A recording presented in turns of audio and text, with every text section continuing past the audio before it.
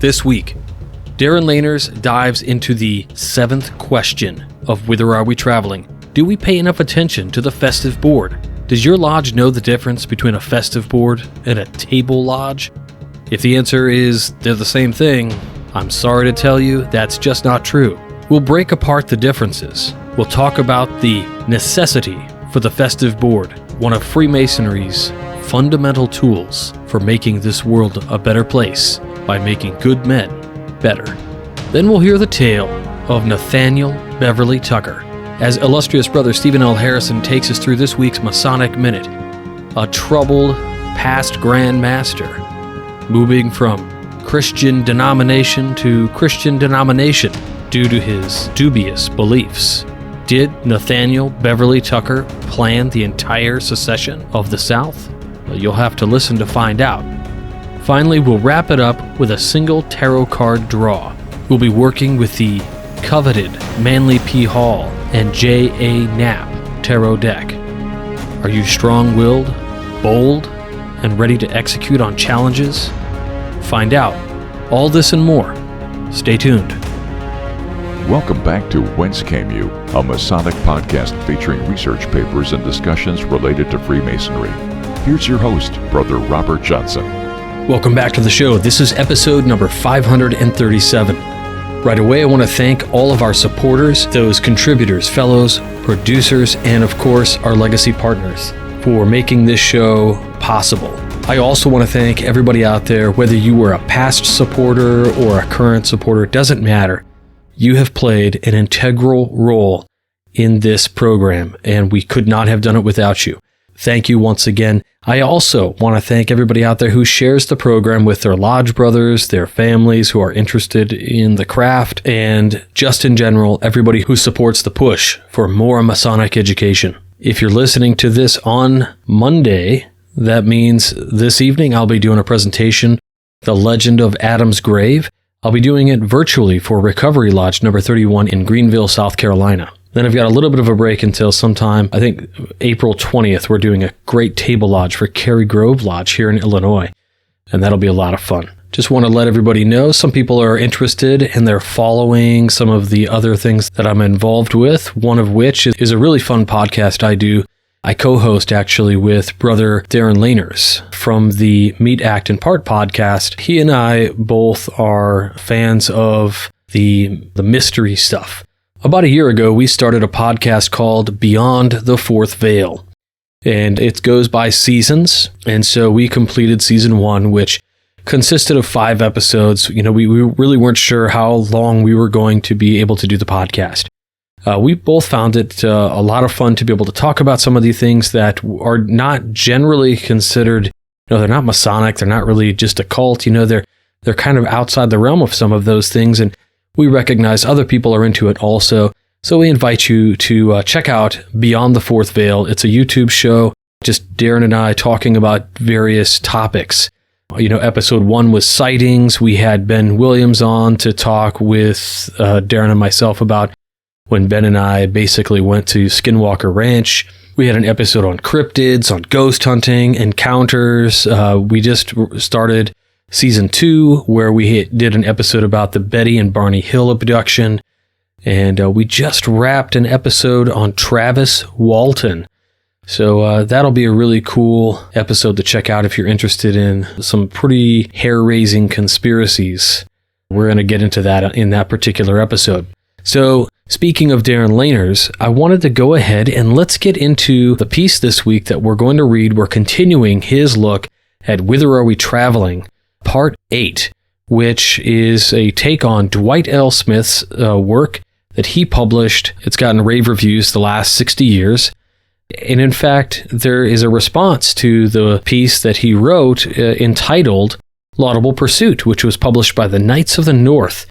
And you can get that book through lulupress.com. There's links to it on our website, wcypodcast.com, if you're having trouble finding it, but you shouldn't. And there's also a free PDF version of it out there, too, if you don't care to have it in print. The cool thing, though, too, is if you want, you can actually get Laudable Pursuit as an audiobook through Audible.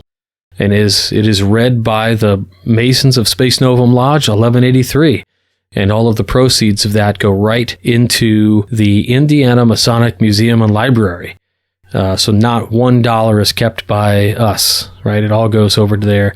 That was Chris's request, and we are happy to honor it. Let's get into this. Whither Are We Traveling Part 8? As we continue to explore Dwight L. Smith's seminal work, Whither Are We Traveling?, we begin to explore his answers to the 10 questions he posed for self-examination of the state of ancient craft Freemasonry in 1963. The questions he asked are as important and relevant now as they were then. This week, we look at question 7. Do we pay enough attention to the festive board? This is a huge question. I'm breaking away from the article for just a moment to talk about the festive board. Now, the festive board and the table lodge are two very and distinctly different things. Many Grand Lodges do not recognize the difference, or they don't recognize one or the other, or sometimes they amalgamate both of them. Now, the festive board is nothing more than a dinner with Freemasons being present. Sometimes there are toasts given, but generally there's no actual Masonic secret stuff happening.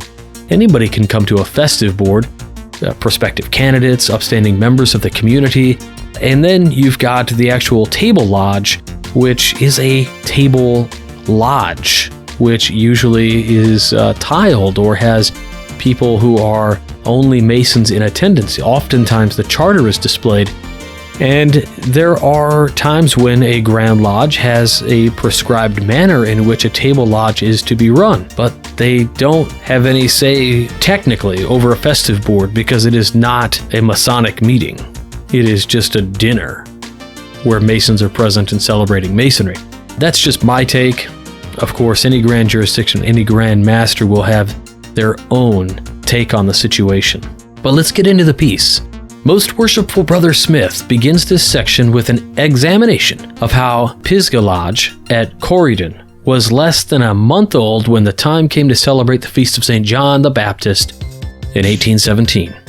He states that there was every reason for them not to observe the holiday, having little money and having the brethren busy with their normal occupations. However, he states that the minutes tell a tale of a small number of Freemasons who assembled and marched to the courthouse to hear an oration, and after that, they marched to a local establishment and partook of dinner. He goes on to mention that the lodge records of any lodge that was around at that time or before will describe similar events, and that if there were minutes or secretary records about the amount spent on that jug of whiskey, we chuckle and explain to ourselves that times, quote-unquote, were different then. He agrees that times were different, but states he's not convinced that change has been for the better. He then goes on to state that, quote, should any reader have to ask what the festive board is, that in itself will serve to show how far we have strayed from the traditional path of Freemasonry, end quote. The problem is that, while every lodge eats now and then, that is just the problem. We eat, he asks. But how often the brethren are permitted to meet around the festive board for the genuine heartwarming fellowship of the traditional Masonic feast? The same kind of close-knit community of interest that a family experiences when it gathers for Thanksgiving dinner? He states that, for the most part, lodges have abandoned the festive board, and goes on to quote a passage from H.L. Haywood's book, More About Masonry, extolling the virtues of a festive board and how when fellowship is restored, brotherly love will follow and that members will fill up the empty lodge rooms. He then goes on to ask, what has happened? His answers are, quote, first of all, we must not underestimate the Puritan influence on American Freemasonry. It is that influence which, almost without our knowing it, attaches some sort of holier-than-thou stigma to our hour of refreshment, frowns upon anything cheerful and festive, and gives us that grim and silent staring at a wall of which Haywood speaks. How many times have you heard a pious brother refer sneeringly to the knife and fork Mason and to the 630 degree, as if there might be something reprehensible in the enjoyment of fellowship? How silly can we become? The brethren are not going to fill the benches until the walls bulge just to see the pious brother clown his part in the Master Mason degree, and why should they? For some reason, Freemasonry overseas was able to escape the more sour effects of Puritanism. But on almost every facet of American life, we still suffer from it. The ramifications of its influence on Freemasonry in the United States are far too numerous and controversial to discuss here, and I must not elaborate on the subject except to say that a great many of our problems today can be traced back to the period when it was deemed almost mortal sin to eat, drink, and be merry. While most worshipful Brother Smith feels that discussing this is controversial, I have no problem with saying what I feel on the subject. In my grand jurisdiction of Illinois, alcohol isn't allowed on the property of or inside the lodge building. Maybe your jurisdiction is different. This being said, in a previous piece, we discussed the appendant bodies and how there is often a rush of men to get into these bodies and forego that Blue Lodge experience altogether. I have no doubts that alcohol being allowed at the meetings of some of these appendant bodies is a factor in that. How many times do we hear members repeat the old, tried and true saying, we take good men and make them better? If this is really the case, if we are good men, then why do a majority of our Grand Lodges forbid alcohol in the lodge building? Let me be perfectly clear. I am not advocating for open containers of alcohol in the lodge room, nor am I advocating for them to be a part of a stated meeting. What I am saying is that if we are good men, then we should be treated as adults and allowed to use our own God-given judgment on how to act in our lodge buildings. Point of order, isn't it part of the junior warden's duties to see that none convert the means of refreshment into intemperance or excess? Why would this line be included if there wasn't a time in our history when alcohol wasn't frowned upon? Should the brethren want to have a glass of wine at dinner prior to the meeting, or have a drink after the meeting, this should be allowed. We need to allow the junior warden to do his job and superintend the brethren during this time, and if we are good men, then we will act responsibly. Speaking about tradition, the traditional festive board and even the ritual I have for the table lodge in Illinois has toasts. While you don't necessarily need to have alcohol to toast, traditionally the toast is done with an alcoholic beverage. It seems counterintuitive for a grand jurisdiction to publish a ritual for a table lodge, include toasts in the ritual, and then ask brethren to use sparkling grape juice. If we want to regain some of our former glory, then I would state that having festive boards in our own lodge buildings is a way to do this, and allowing alcohol to be a part of them is allowing us to practice fellowship in the ways that our foreign brethren do, where this is not an issue whatsoever. Only in America do we seem to have these vestiges of the temperance movement haunt our hallowed halls. Enough already. 2. We must remember that this is the day of the service club. And, like it or not, our beloved fraternity has members by the thousands who think Freemasonry should be made over to fit the Babbitt pattern, the glad handling and first naming, the perfunctory first stanza of America, and the perfunctory Pledge of Allegiance, the raucous laughter, the ribald stories, the movies showing how corn plasters are manufactured. That kind of thing carried into Freemasonry becomes a travesty on Masonic fellowship. But it has crept into our lodges, and we might as well face up to it. End quote. How true is it that we have adopted patterns found in other organizations, all for the so-called betterment of Freemasonry? We want to be too many things to too many people. We have lost our sense of identity, and with it, our purpose, because we are trying to please everyone. For an organization that holds so fast to our ancient landmarks, we somehow have lost how our forefathers met, and instead of holding fast to those traditions, we have decided that we need to reinvent ourselves to keep up with the times. So, we have reached a point where Freemasonry is trying to be something it is not. We are not a service club, and we should stop pretending to be. Our charity should be first and foremost toward ourselves, our families, our widows, and orphans. We need to invest in our membership and our own charities instead of investing in public charities thinking that they will buy us goodwill, publicity, or more members. We are a fraternity, and we need to start acting like one by allowing festive boards with all of their trappings in our lodge buildings. While Masonic scholars opine and gnash their teeth about why Millennials and Gen Z are not joining our fraternity, the answer to me is pretty clear. These generations value authenticity. How can we wonder why they are not joining us when we can't be authentic as an organization ourselves? And on the off chance we do get a new member, how quickly we run them off by having a majority of our membership not live up to the ideals inculcated into them during their degrees. We are our own worst enemy. Imagine their disappointment when they come to their first meeting. Here's an unfortunate but familiar scenario. They sit down to a dinner of cold cuts, cheese, chips, and stale bread. Or if they're really lucky, a warm meat dish served with green beans and another side. They sit through a dinner where they listen to their brethren discuss politics and/or religion, topics that they thought were forbidden to be discussed in a lodge. On the off chance they have enough courage to question this, they are quickly informed that the rule only applies between the gavels. After dinner, they sit through a poorly run business meeting where they are thrown into a chair without any explanation of what they are supposed to do, forced to listen to grown men argue about roof repairs and other banalities, followed by a past master who then comes over to instruct them in what they did wrong, often in front of other brethren as they shuffle out of the lodge room.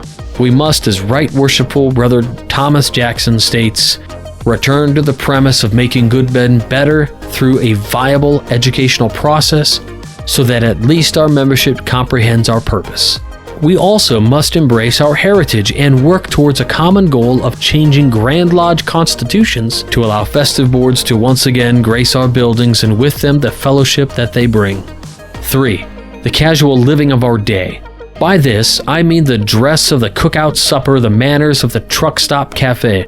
No lodge can experience the true joys of the festive board unless the brethren are willing to adopt some of the ways of civilization. Hard words, perhaps, but they need to be spoken. While most Worshipful Brother Smith is only discussing festive boards, and maybe it's only something that happens in the Midwest, how many times have you shown up to a degree to see brethren in what could only be called their barn or beach clothes? When the candidate sees this, what do you think he thinks? If we don't dress or act accordingly, how can we expect the candidate to take our degree seriously? Our behavior and manner of dress should reflect the solemnity of our ceremonies. 4. The overemphasis on togetherness. I approach the subject with fear and trembling. Togetherness is to be encouraged, but it cannot be carried too far, and it has been carried too far in Freemasonry. In characteristic Midwestern style, we have gone overboard. Instead of inviting the ladies' auxiliaries and the junior divisions to meet in our quarters and pursuing our own ways with dignity and restraint, we have literally abdicated in favor of the family idea. Masonic fellowship has been one of the casualties. I am all for family events, however, I agree with most Worshipful Brother Smith. We have to allow our members to have their own celebrations. We need to have our own opportunities for true Masonic fellowship. These are our opportunities for brethren to learn from each other's life experiences and enjoy each other's company. This is something that cannot be accomplished while wives and children are underfoot. Most Worshipful Brother Smith continues with his own answers to the question he posed. Then where do we go from here? Well, first of all, we need to regain a sense of balance. For many Masons, fellowship is the most precious jewel in the Masonic diadem. It is necessary to the very existence of our fraternity. If brethren cannot find it in their ancient craft lodge, they will find it elsewhere, and the officers and workers who howl to high heaven when new members desert their lodge in favor of appendant organizations might reflect on the fact that brethren simply may be in search of that which the lodge denies them. We need to cultivate Masonic fellowship with all our zeal, not to choke it with our trivialities, nor speak of it with supercilious scorn. We need the hour of refreshment in all its beauty and dignity. We need to revive those noble old traditions of our craft. We haven't outgrown them, we haven't found anything better, we have lost something and haven't discovered what is wrong. As I alluded to earlier in this article, one of the major reasons we see new members flock to appendant bodies and never return to the Blue Lodge is because alcohol is allowed at their meetings. They seek out Masonic fellowship because the Blue Lodge experience has little to none to offer them. I cannot phrase it any better than what most Worshipful Brother Smith says when he states, quote, "We need to cultivate Masonic fellowship with all our zeal, not to choke it out with trivialities, nor speak of it with supercilious scorn. We need the hour of refreshment in all its beauty and dignity. We need to revive those noble old traditions of our craft." End quote. But if the festive board is to serve its purpose, it must be dignified. I have said it before, and I repeat, a Masonic gathering is neither the proper time nor place for dirty language or suggestive stories. And just as lacking in propriety is the sectarian preaching and the rabble-rousing and the political speech disguised as quote-unquote Americanism. The lodge building needs to be treated as a sacred space and kept distant from the concerns of the profane world. As I alluded to above when discussing a not-so-hypothetical scenario of that first meeting after a candidate is raised, as the Tyler guards against cowens and eavesdroppers, we should be guarding against topics that are divisive within our sacred halls. If we are to have festive boards, then they must not devolve into allowing topics of conversation that keep harmony from being the strength and support of our institution. Not only this, but in previous articles I have addressed how solemnity should be the number one priority of our candidate degrees. There is no room for ad-libbing, joking around, or horseplay. We need to treat the festive board as such. 3. The festive board must be appropriate. It is not an occasion for comedians, nor variety shows, nor vaudeville troupes, nor tap dancers or magicians, barbershop quartets, homegrown movies, cute little child entertainers. They have their place. But their place is at the family night party, not at the festive board of Freemasonry. We cannot realize the byproducts of Masonic fellowship when the stage setting is so inappropriate as to be ridiculous. I agree, again, but I think most Worshipful Brother Smith could have included this in the above section. Clowns belong in the circus, not at a festive board. Unless you are a shrine clown, in which case you can enjoy the festivities. I only ask that you do not wear your makeup or outfit. The festive board should be treated with dignity and respect. This means that we need to dress accordingly, we need to serve proper feast, and we need to have proper toasts. Anything less is not worth the energy to plan and execute such an event. 4. And finally, the festive board must be Masonic. Repeatedly, I am invited to lodge banquets to deliver an address. Quote, give us one of those straight-from-the-shoulder Masonic speeches, they tell me in advance. We want you to lay it right on the line. And then, lo and behold, when I arrive to deliver that so-called Masonic speech and lay it on the line to the brethren, I find the room half filled with ladies and children. Bless them. I love them too. But let's acknowledge the most basic of all basic fundamentals. Freemasonry is for Freemasons. Surely a few occasions can be set aside in the annual program of a lodge when Master Masons can enjoy the fellowship to which they are entitled in a manner consistent with the traditions and practices of our ancient craft.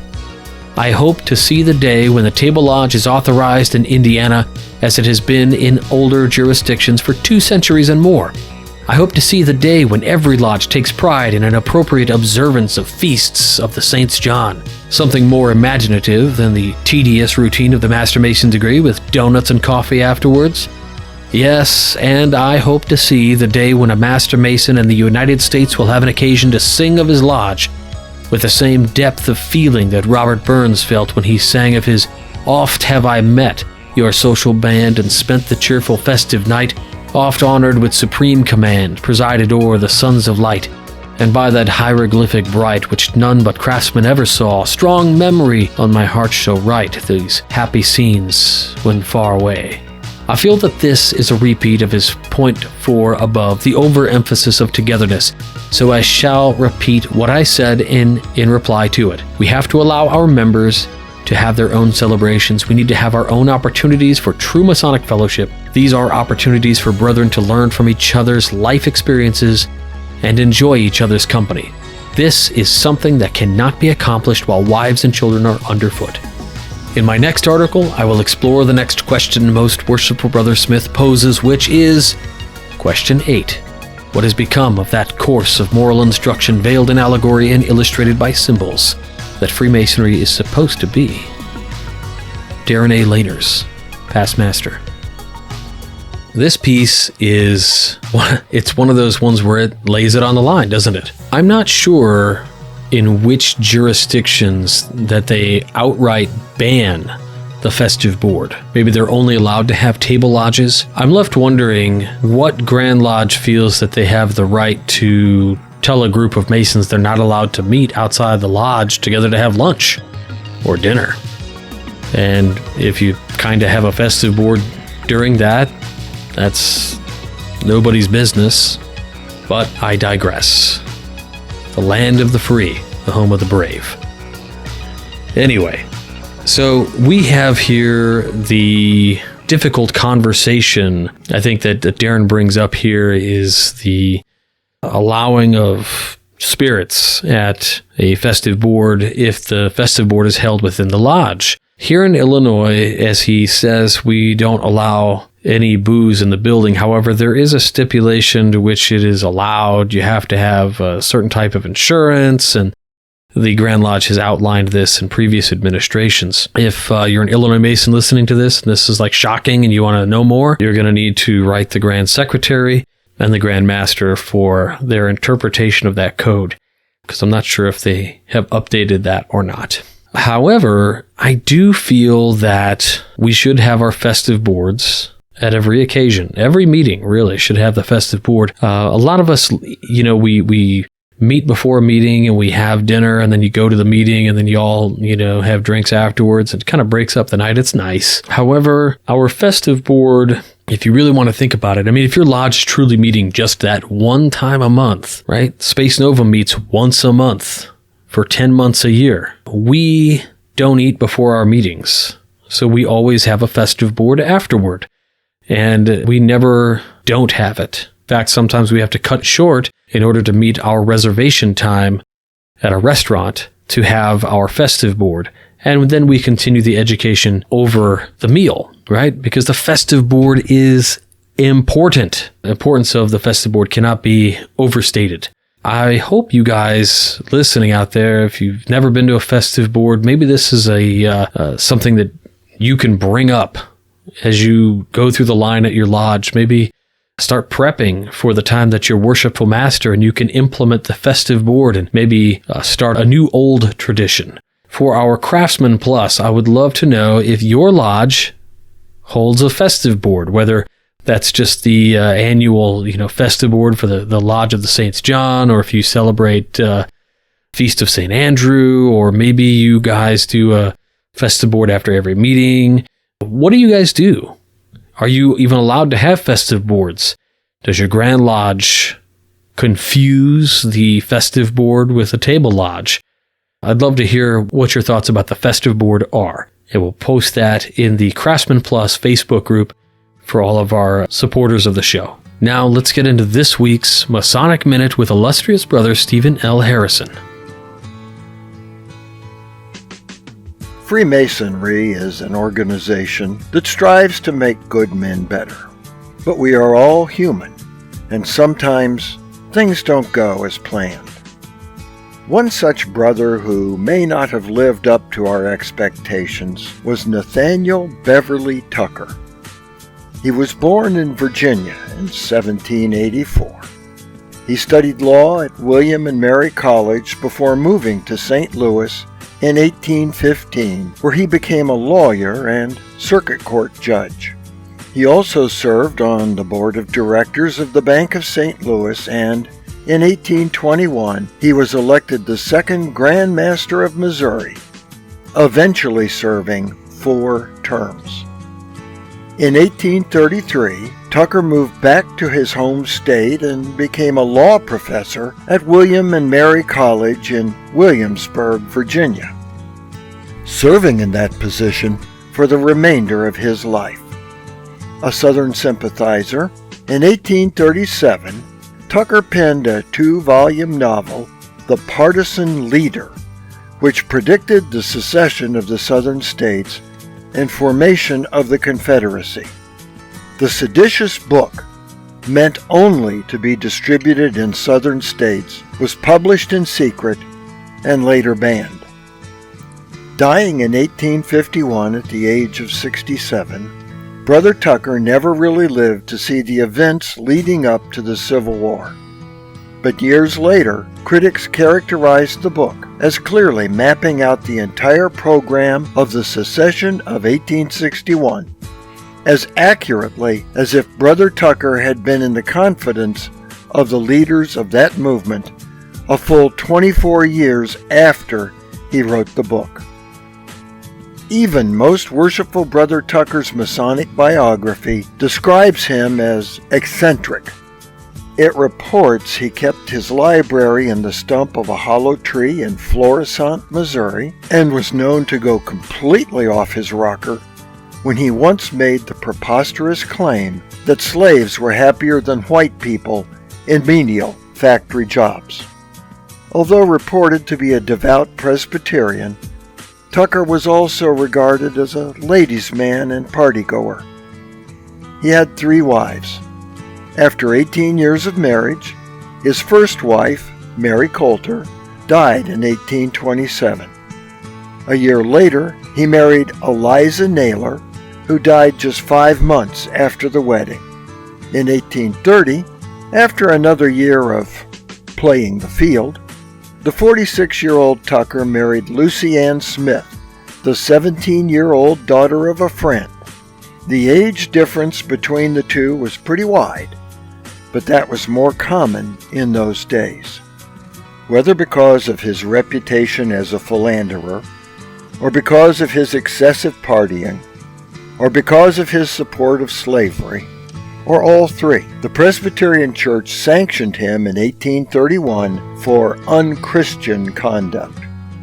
Testimony against him included the accusation that, on at least 3 separate occasions, he partook of the shocking amusement of dancing. There is no record of any additional action taken against him, but shortly thereafter, Brother Tucker became an Episcopalian. For the Whence Came You podcast, this is Steve Harrison with the Masonic Minute. Natty T. That's pretty scandalous stuff. One would argue that the tenets of Freemasonry have, remained the same since the 1700s, and yet somebody like this who comes in and still holds these kind of racial beliefs, not only that, but his, debaucherous character is very unbecoming of a Mason. I would stand to say that it probably wouldn't last long in today's society, although I had a chuckle when he was charged with witnessing dancing. Of all the things, one wonders, is this, a gentleman's club where there are scantily clad persons, or is this a vaudeville act with a woman singer, as it were, in the Old West and Victorian era? What are we talking about here? And we really don't know, but certainly in the eyes of his religious establishment, it was a bit too far. We got to thank illustrious Brother Steve Harrison for bringing this one to us. Fascinating as always. Please check out his YouTube channel, The 1 Minute Mason. You can also check out our YouTube channel, Whence Came You, where all of our podcasts are published as well. And we've got the Masonic Minutes there all set up for you in a playlist so that you can set that up and click play for your next lodge event, or, a family night or something, and just have it playing, or even at a convention somewhere. People can have a little sit, relax, have a drink, and watch those while they're taking a break from presenters or whatever else. If you enjoy that content, I would also ask you to check out Steve's books, which are available on Amazon, and we've got hot links to all of those right on our site in the bookstore, WCY podcast/the-bookstore. All right. As we go to wrap it up this week, I did promise that we would pull a card. If you've been following us on TikTok, we're doing a little behind the scenes here and there. And this week, I announced that we would be doing a random tarot card draw from a special deck. Now, every tarot deck is special. I picked this deck up when I was at the Philosophical Research Society, back in 2017, 2018. I was there on a small retreat. And in between some meditations and things, I walked over to the bookstore, which happened to be open, and I picked up a revised tarot deck by Knapp and Hall. So it's the Knapp Hall deck. I understand that these are pretty coveted right now. I'm not sure why they're out of print or whatever, but they are quite interesting cards. Knapp had all the awesome work that he did for The Secret Teachings of All Ages. People really love that book. I think it's a fantastic book. I wish it had more citations and references, but that is always the big ask, I guess. It's a standard card deck, 78 cards. I'm going to split it into 4 small piles and shuffle them all together. Is there a reason for that? No, just what was comfortable for me. And recently, some people asked questions about tarot, even amongst brothers of the craft. and also those out there who just might be into tarot, there still seems to be some, confusion about the tarot. I joked on the Winding Stairs Facebook group that I found a piece of artwork that was a tarot card, and it was a stack of pancakes, and it was called The Stack. And I thought it was just funny, and I said, hey, who says tarot is not Masonic, right? Because the pancake connection.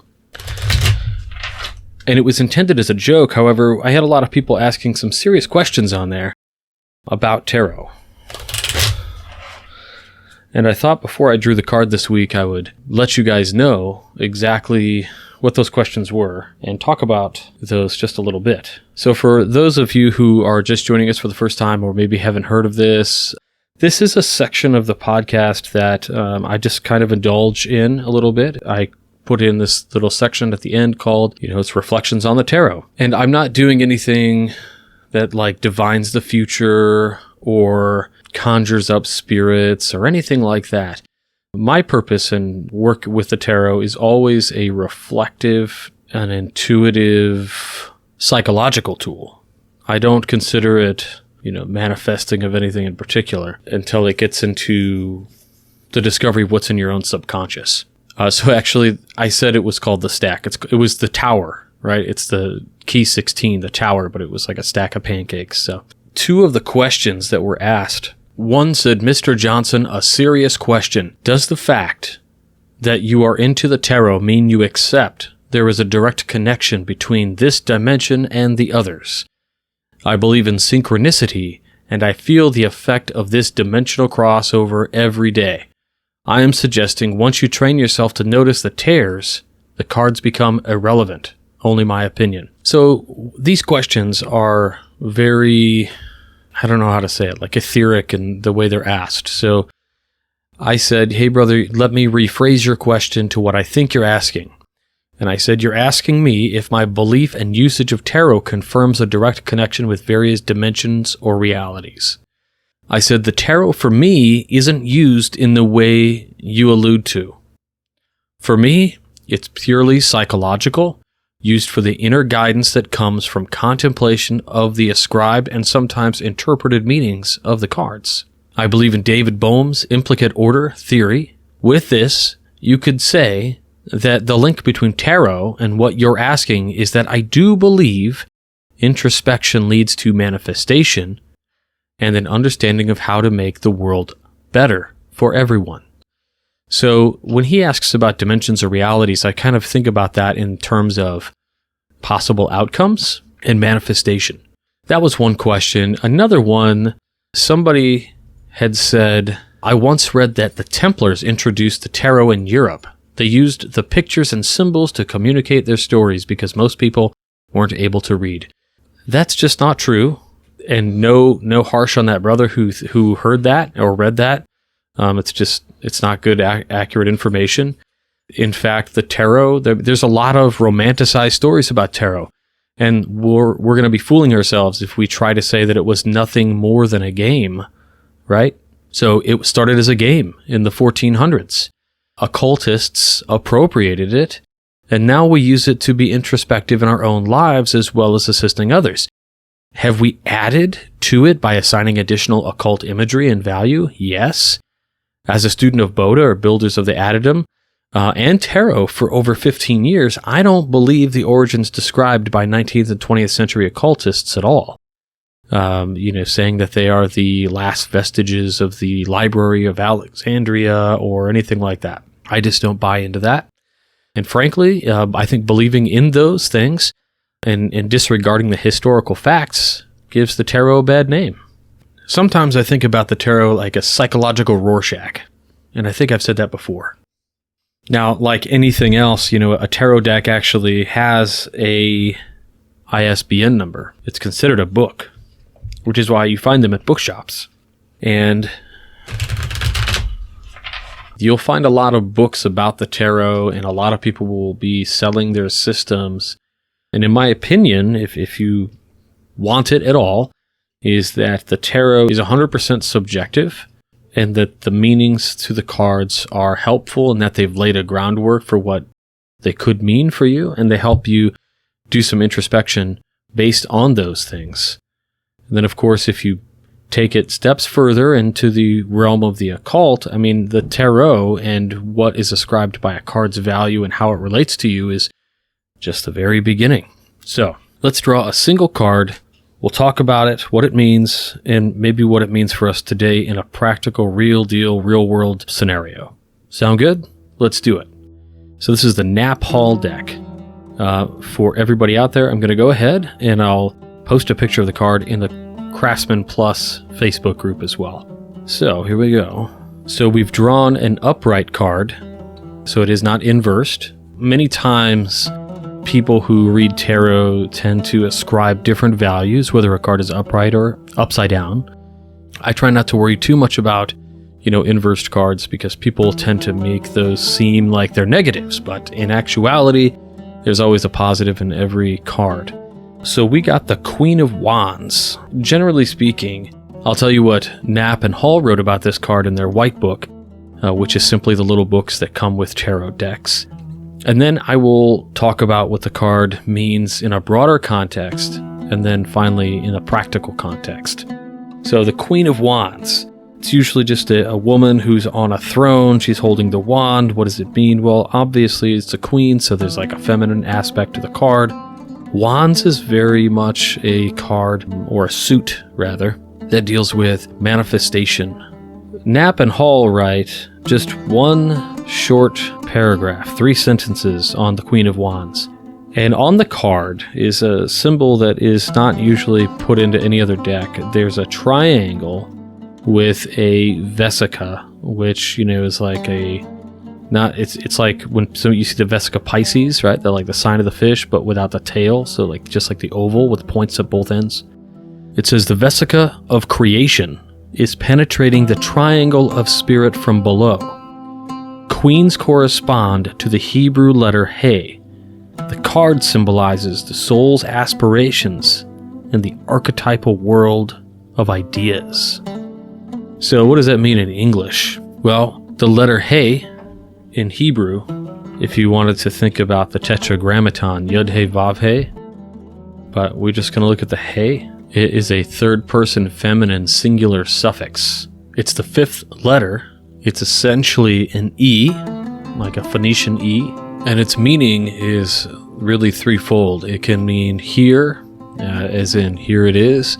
It can mean to be disturbed, or in this sense, because wands are used in a sense of manifestation, it could mean to behold. So when it says the card symbolizes, so the card represents your soul's aspirations, the things that you, on the deepest and most intrinsic level, what you want to accomplish. It says in the archetypal world of ideas. Like, what in the hell does that mean? So the placeholder for a realm of thoughts. Maybe this means, in the fanciest way, that you wish to behold in real life those things that you think about. You are aspiring to manifest something. You're on the cusp of a breakthrough, perhaps, in this particular meaning from Knapp and Hall. Cool deck. Not my favorite deck, but it's a cool deck. Let's put it away. Let's think about what this means more objectively, more traditionally, and what it means practically. And as we discuss this, maybe we'll see that Hall and Knapp essentially said the same thing, but in a really poetic and fluffy way.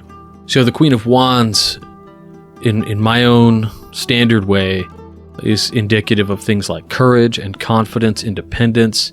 That means that you are outgoing and you have determination.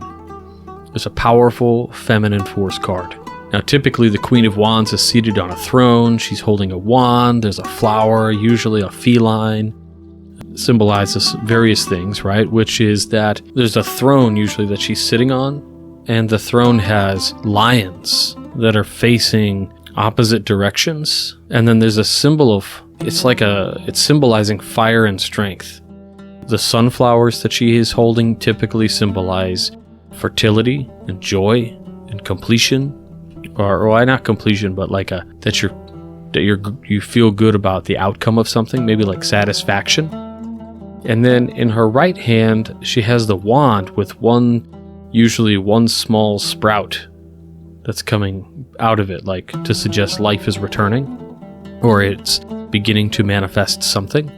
What does it mean in a practical sense? The Queen of Wands meaning is that it's saying that you're upbeat, you're brave and determined, so you're somebody who's gonna push through and get something done, even if you have what the corporate world likes to call headwinds, or perhaps in a Masonic lodge, maybe you are somebody who is trying to get something done at lodge and you're encountering some difficulty, but in the end, you're going to push through. You're going to see your vision through and it will be actualized. You're an optimistic person. Also, the Queen of Wands says that because of your ability to get things done, it's important that you remember that you shouldn't tie yourself down to the small things, the small goals. Because you're so good at what you do, maybe it's time to be bold in what you want to do. Don't be afraid to go out and do the thing. It also suggests that you are an extrovert. You're a super busy person. You got a lot of connections out there with folks. That you're an expressive person. Maybe you got a lot of tattoos or piercings, or you got a fresh new Masonic ink or something, right? This is pretty cool. And the card also can tell us that maybe it's time that you should think about creating some sort of a group of like-minded people. Does this mean it's time to start a new lodge or a study group? Maybe.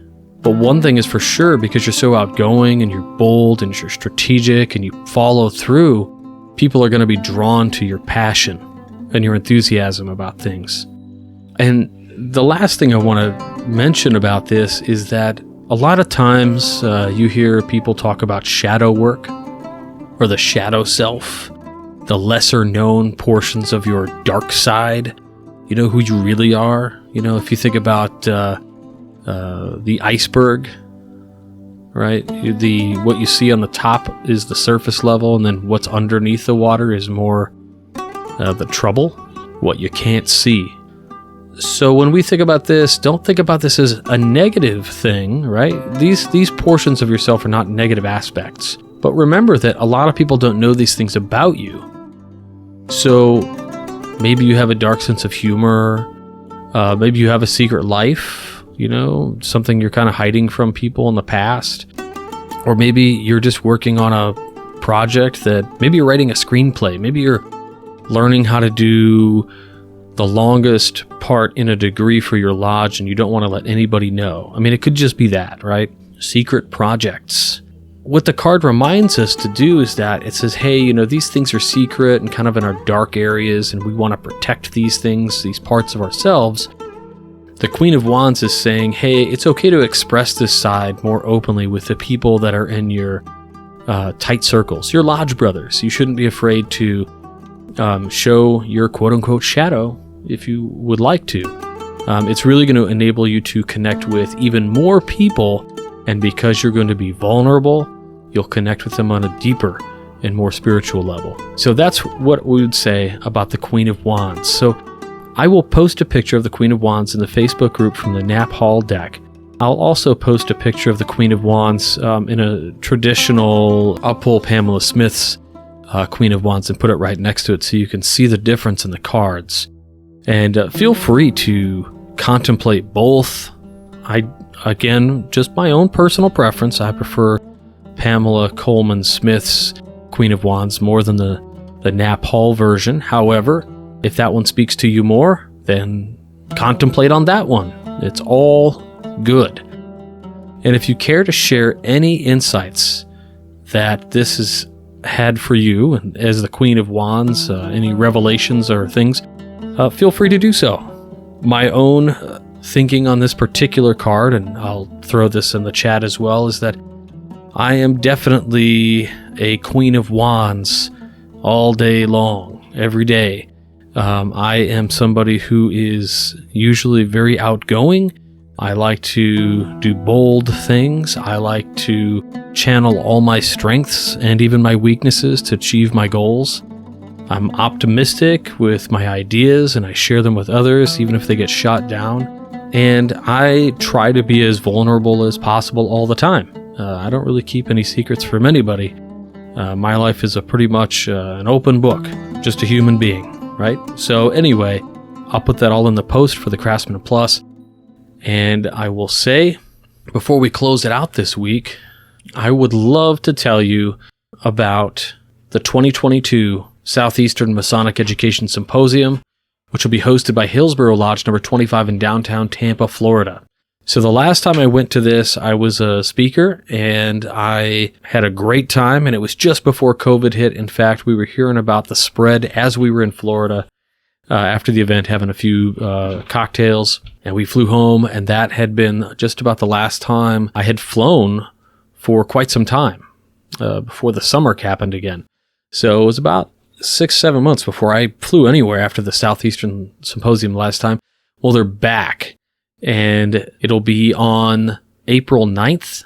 Again, same place, downtown Tampa, Florida, at the beautiful Hillsborough Lodge, number 25 F&AM. They have a great lineup of speakers. Tickets are $50 plus a $3.50 fee, and they're selling all of their tickets. If you go to the symposium's website, which is H as in Hillsborough 25, so H25 SMES as in Southeastern Masonic Education Symposium, so H25SMES.org.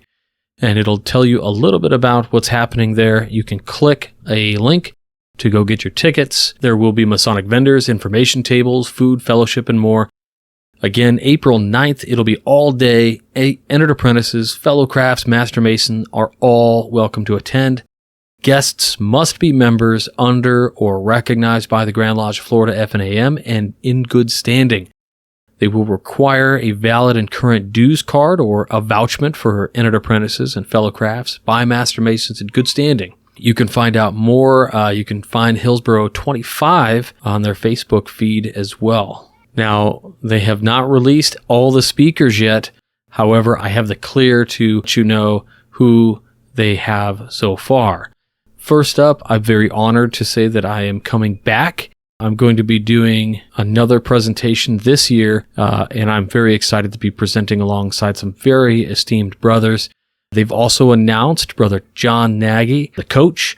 He'll be back as well, and Worshipful Brother Daniel Molina will be there. These are the three that they have announced so far. There will be more. You can find out more. Just follow them on Facebook to check out their stuff, and of course, I'll be sharing all of that information as it is released as well. But I'm very much looking forward to connecting with my Florida brothers and anybody else who makes it down there. That's it for this week. I want to thank you all so much for listening to the program, for all of the support. Thanks to our contributors, fellows, producers, and legacy partners for bringing this show to you all for the last almost 11 years. And we're not having any thoughts of slowing down or stopping. We're just adding additional content to meet you all where you want to be in your Masonic journey. So we're making sure that we're covering a wide gamut of articles and history and philosophy. And this is the longest running #1 Masonic podcast in the world. And it's all thanks to you guys. I want to say thank you so much, and I appreciate each and every one of you. Before I let you go, I just want to say I recorded this episode with my window open and the fresh spring air blowing through my window in my office. And if you hear a dog bark here or there, I'm sorry. It was worth it to have the fresh air and the breeze. Now, until next week, you all stay on the level. For Whence Came You, I'm Robert Johnson. Take care. You've been listening to Whence Came You, a Masonic podcast featuring research papers and discussions related to Freemasonry with your host, Brother Robert Johnson. Be sure to join us for our next edition.